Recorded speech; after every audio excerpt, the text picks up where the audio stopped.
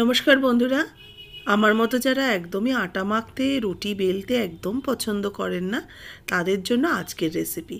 আটা মাখা, রুটি বেলা এইসবের ঝামেলা ছাড়াই নরম তুলতুলে ফুলকো ফুলকো রুটি কিভাবে তৈরি করব সেটাই আপনাদের সাথে শেয়ার করব। একদম হবে যেরকম আমরা রুটির আটা মেখে বেলে সেঁকে তৈরি করি, ঠিক সেরকম ফুলো ফুলো রুটি সেরকমই তৈরি করব।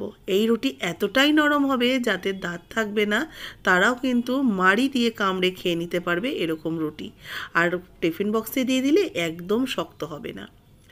এর জন্য নিয়ে নিচ্ছি একটা বাটির মধ্যে 1 কাপ আটা আর 1 কাপের থেকে একটু কম নিচ্ছি ময়দা। এতে দেব স্বাদ মতো লবণ দিয়ে আটা আর ময়দাটাকে পুরোপুরি আমি সুন্দরভাবে মিশিয়ে নেব। এবার অল্প অল্প করে জল দিয়ে একটা ব্যাটার তৈরি করব। জলটা কিন্তু নর্মাল টেম্পারেচারের জল, এটা কিন্তু কোনো রকম গরম বা ঠান্ডা জলে ব্যবহার করিনি।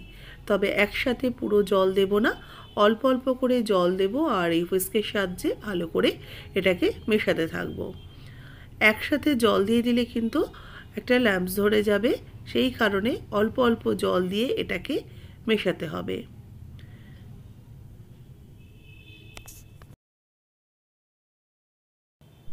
আজকের এই রেসিপিটা পুরোপুরি দেখবেন, কোনো রকম স্কিপ করবেন না, তাহলেই কিন্তু তৈরি হবে আমারই মতো সুন্দর ফোলা ফোলা নরম তুলতুলে রুটি।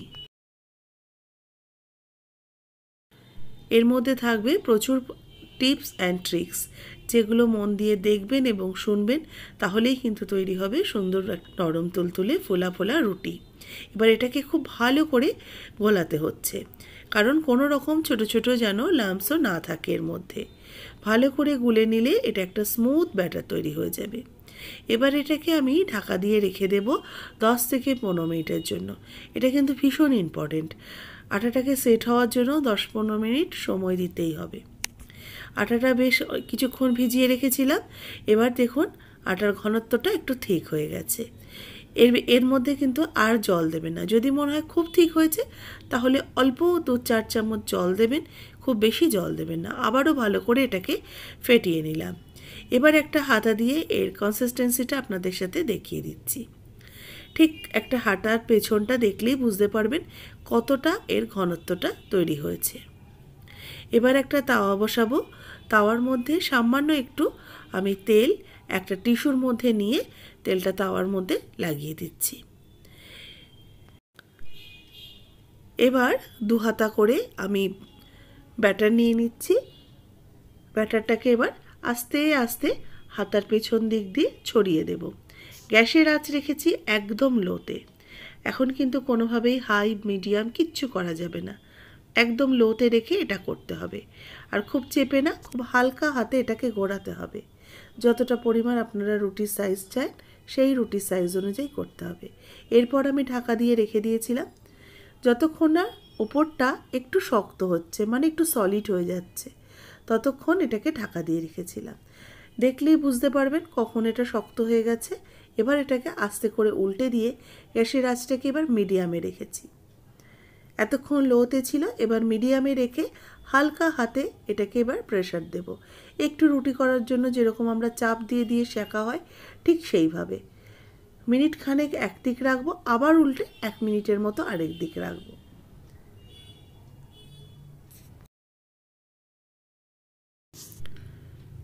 আবারও ওই দিকটা উল্টে দেব।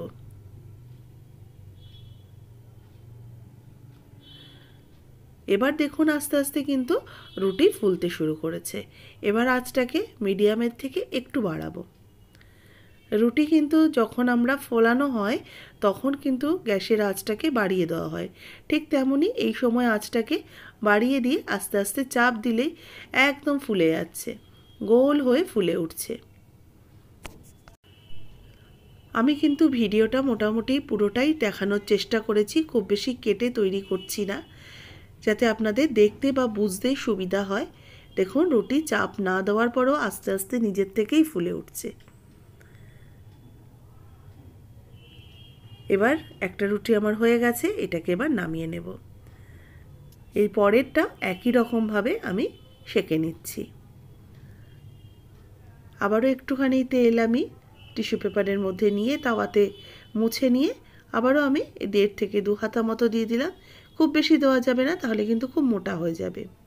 মোটা হয়ে গেলে এটা আর ফুলবে না, সেই জন্য একটা প্রমাণ সাইজের তৈরি করতে হবে। এটাকে আবার সুন্দরভাবে এটাকে গোল করে নিয়ে ঢাকা দিয়ে রেখে দিলাম। দেখুন একটা সাইড যখন দেখবো একটু সলিড হয়ে গেছে, এটাকে এবার উল্টে দেব। উল্টে দিয়ে ঠিক একই রকমভাবে এটাকেও সেম প্রসেসে আমি রুটিটা তৈরি করছি। এটাও কিন্তু একই রকমভাবে সুন্দরভাবে ফুলে উঠবে। প্রত্যেকটা রুটি আমার তৈরি করা হয়ে গেল। কেমন লাগলো আজকের এই ঝামেলাবিহীন একটা রুটি?